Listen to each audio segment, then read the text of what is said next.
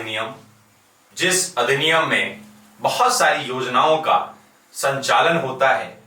लाखों लाख लोग इस अधिनियम के माध्यम से लाभान्वित होते हैं और इसमें जो सबसे आकर्षित करने वाला सबसे विशेष चीज जो है वो यह है कि इस अधिनियम के माध्यम से जो योजनाएं चलते हैं और इस योजना में जो मजदूर काम करते हैं उस मजदूर के लिए सबसे अच्छी बात यह है कि अगर वो मजदूर को काम नहीं मिलता है वैसे स्थिति में उसे सरकार को बेरोजगारी भत्ता देना है। अगर इस अधिनियम का उल्लंघन कोई भी अधिकारी, पदाधिकारी, जनप्रतिनिधि करते हैं, अगर उसे काम आप नहीं देते हैं, उस स्थिति में बेरोजगारी भत्ता नहीं देते हैं तो वो दंड के भागी होते हैं। ये हमारा अधिनियम है। इस अधिनियम, इस कानून को पूरे देश ही नहीं पूरे विश्व के लोगों ने सराहा है और इसकी तारीफ की।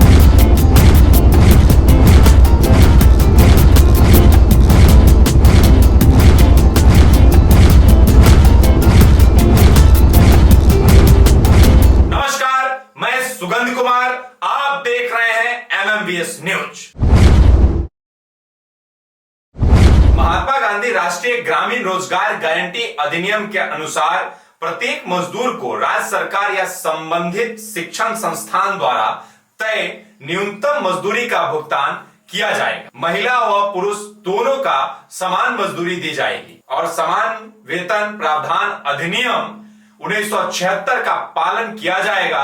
यह राज्य सरकार दैनिक मजदूरी के आधार पर दे सकती है। प्रत्येक ग्राम पंचायत में सप्ताह के एक पूर्व निर्धारित दिन को साप्ताहिक आधार पर मजदूरी का भुगतान किया जाए। बैंक और डाकघरों द्वारा भुगतान की जाने वाली राशि सार्वजनिक किया जाए। यह सुनिश्चित किया जाए कि मजदूरी का भुगतान समय पर हो। मजदूर साप्ताहिक आधार पर मजदूरी पाने का हकदार है। किसी भी स्थिति में काम पूरा होने की तिथि से 15 दिनों के भीतर भुगतान अवश्य कर दिया जाए। 15 दिनों के बाद अगर भुगतान करते हैं तो उसमें भी भत्ता देना होगा। मजदूरी का यदि इतने दिनों में भी भुगतान न हो तो मजदूर महात्मा गांधी राष्ट्रीय ग्रामीण रोजगार गारंटी अधिनियम के तहत मुआवजा पाने का हकदार होता है। मुआवजे का भुगतान राज्य सरकार अपने खजाने में से ही करेगी। मनरेगा में यह भी प्रावधान किया गया है कि राज्य सरकार और कार्यक्रम अधिकारी मजदूरी भुगतान की दरों को सार्वजनिक रूप से स्थानीय भाषा में प्रदर्शित करे। मजदूरी की दरों को हर एक कार्यस्थल पर प्रमुखता से प्रदर्शित किया जाएगा। मजदूरों की आर्थिक औसत मजदूरी पर ध्यान रखने का स्तर कार्यक्रम अधिकारी, जिला कार्यक्रम समन्वयक और राज्य सरकार यदि मजदूर चाहे तो राज्य सरकार मनरेगा के भुगतान को सामाजिक सुरक्षा व्यवस्था के साथ जोड़ सकती है। मजदूरों की सहमति से मजदूरी के कुछ हिस्से को मनरेगा मजदूरों के कल्याणार्थ उनके स्वास्थ्य बीमा, दुर्घटना बीमा, अन्य लाभ, मातृत्व लाभ और सामाजिक सुरक्षा व्यवस्था आदि में लगाया जा सकता है।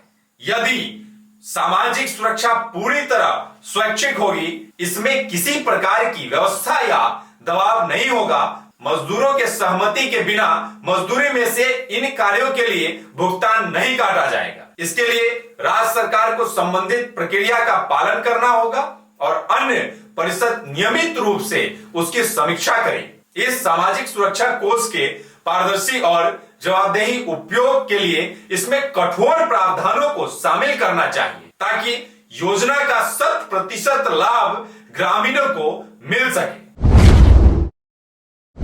महात्मा गांधी राष्ट्रीय ग्रामीण रोजगार गारंटी अधिनियम के अनुसार मजदूरी रोजगार के आवेदन पर आवेदक को आवेदन देने की तिथि से 15 दिन के भीतर रोजगार उपलब्ध नहीं कराया जाता है तो राज्य सरकार मनरेगा अधिनियम के तहत आवेदक को बेरोजगारी भत्ता देगी।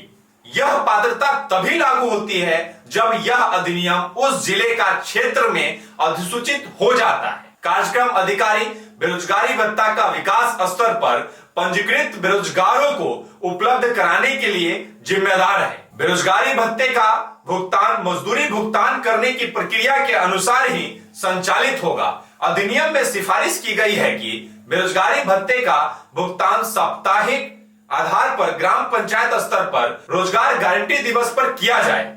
रोजगारी भत्ते का भुगतान तिथि से 15 दिन के भीतर कर दिया जाए। किसी भी प्रकार का विलंब होने पर राज्य सरकार को इसका मुआवजा अदा करना होगा। इसीलिए राज्य सरकार हमेशा यह चाहता है कि मनरेगा मजदूर काम करे, गांव में काम हो, ताकि राज्य में विकास की जो है वृद्धि हो, डेवलपमेंट हो, गांव में विकास हो और मजदूर को रोजगार मिल सके। मैं पुनः आपसे निवेदन करता हूं कि इस YouTube चैनल को आप सब्सक्राइब कर लें, लाइक करें और अपने सभी जानने वाले के पास इसको शेयर कर दें, ताकि उनको भी मनरेगा अधिनियम में बेरोजगारी भत्ता के बारे में जानकारी मिल सके। बहुत बहुत धन्यवाद।